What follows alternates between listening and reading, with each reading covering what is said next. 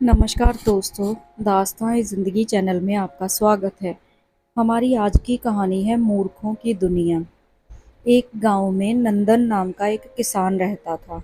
उसकी आमदनी इतनी अच्छी थी कि अपनी पत्नी और बेटी का पेट आसानी से पाल सके। नंदन ने अपनी बेटी रश्मि को बहुत लाड प्यार से पाला था। रश्मि अपने पिता को बहुत प्यार करती थी। नंदन की पत्नी प्रतिदिन दोपहर का खाना तैयार करती और रश्मि भोजन लेकर अपने पिता के पास खेत पर जाती थी। पिता को अपने हाथ से भोजन खिलाकर ही घर वापस आती थी। एक दिन रश्मि भोजन लेकर चली तो बहुत तेज धूप थी। रास्ते में एक पेड़ के नीचे बैठकर वह सुस्ताने लगी। तभी उसने देखा कि पेड़ पर एक बंदर बैठा है। बंदर ने अपने बच्चे को अपने सीने से लगा रखा था। रश्मि सोचने लगी कि एक दिन उसका भी प्यारा सा बच्चा होगा। वह अपने बच्चे का नाम अंशुमन रखेगी। वह अपने अंशुमन को खूब प्यार करेगी। तभी उसके मन में बुरे बुरे ख्याल आने लगे। वह सोचने लगी कि जब तक वह शैतानियाँ करेगा तो मुझे उस पर बहुत क्रोध आएगा। वह शैतानी करके इधर उधर भागता फिरेगा। यदि किसी दिन वह सीढ़ियों में भागने लगेगा तो सीढ़ियों से गिर जाएगा। फिर मेरे अंशुमन को चोट लग जाएगी। अगर चोट ज़्यादा लग गई तो वह मर जाएगा। ओह, मेरे अंशुमन को क्या होगा। यही सोचते सोचते वह रोने लगी और बार बार कहने लगी, मेरा अंशुमन, मेरा अंशुमन। वह घंटों बैठी रोती रही और अपने पिता का भोजन ले जाना भूल गई। जब रश्मि बहुत देर तक घर वापस नहीं पहुंची तो उसकी माँ ने सोचा कि उसके पिता को जाकर बताना चाहिए कि रश्मि घर वापस नहीं लौटी है। वह खेत की ओर चल दी। रास्ते में उसने रश्मि को एक पेड़ के नीचे बैठकर रोते हुए देखा तो उसने अपनी बेटी के पास जाकर पूछा, बेटी तुम क्यों रो रही हो। रश्मि मेरा अंशुमन कहकर रोती रही और अपने रोने का कारण माँ को बताया। उसकी माँ पूरी बात सुनकर बिना सोचे समझे मेरा अंशुमन कहकर रोने लगी। माँ बेटी दोनों बैठकर आंसू बहाने लगी। नंदन को दोपहर का भोजन नहीं मिला था। इस कारण उसे क्रोध आ रहा था। शाम होते ही वह घर वापस चल दिया। रास्ते में अपनी पत्नी व बेटी को रोता देखकर उसने सोचा कि जरूर कोई अनहोनी दुर्घटना घटित हो गई है जिसके कारण दोनों रो रही हैं।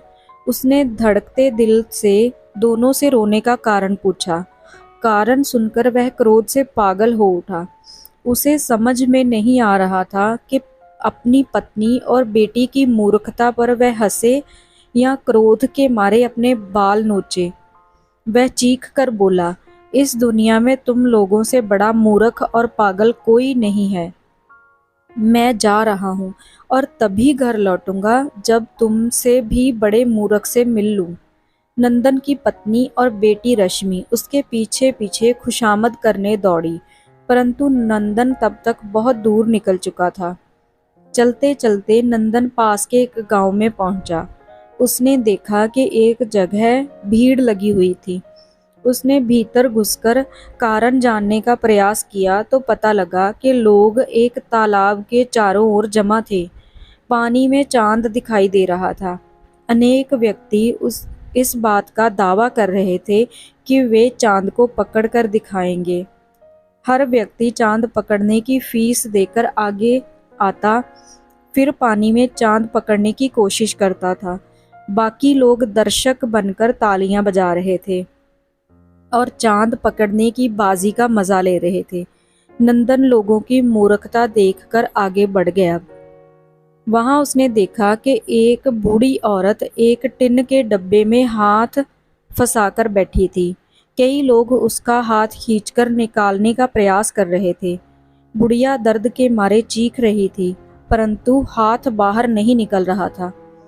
नंदन ने पूछा कि माजरा क्या है। उसे बताया गया कि डिब्बे में गेहूं भरे हुए हैं और बुढ़िया मुट्ठी में गेहूं भरकर निकालने का प्रयास कर रही थी। तभी उसका हाथ डिब्बे में फंस गया और अब उसका हाथ डिब्बे से बाहर नहीं निकल रहा है। इतने में एक व्यक्ति बोला, मुझे हाथ बाहर निकालने की एक आसान तरकीब समझ में आ गई है। इससे बुढ़िया को थोड़ा दर्द तो होगा, परंतु कम से कम हाथ तो बाहर आ जाएगा। सबने पूछा, ऐसी कौन सी तरकीब है? हम बूढ़ी माँ का हाथ काट देंगे, वरना उसे डब्बे में हाथ फंसाए हुए ही पूरा जीवन बिताना पड़ेगा। मैं सोचता हूँ कि हाथ काटना आसान है, डिब्बे में हाथ डालकर जिंदगी बिताना कठिन है। इतने में दूसरा व्यक्ति बोला, तुम तो कमाल करते हो भाई, इससे बेहतर तरकीब यह है कि डिब्बे को नीचे से काट दिया जाए।